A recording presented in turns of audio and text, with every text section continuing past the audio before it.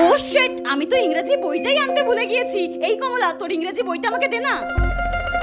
এই নে ধর। Thank you. হ্যাঁ, এ কি, তোর এই বইটা পড়া হয়ে গেছে? কই না তো। তাহলে এই পুরো বইটা দাগানো কেন? আসলে এই বইটা পুরনো রে, ক্লাস 10 এর ওই শ্রেয়সীদির থেকে এই বইটা আমি নিয়েছি। ও তাই তো বলি, তোর আবার সিলেবাস কমপ্লিট হয়ে গেল। ও তো আবার প্রতি বছর পুরনো বই নিয়েই চালায়। অ্যাটেনশন প্লিজ, যারা যারা পিকনিকে যেতে চাও 1000 টাকা করে জমা করে দাও। Okay ma'am. কমলা, পিকনিকে কত মজা হবে তাই না? না রে, আমি যাব না রে। হ্যাঁ, কেন? আমি আমার বাবা মাকে ছাড়া কোথাও যাই না রে। আরে ইয়ার চল না, সবাই মিলে যাব, খুব মজা হবে।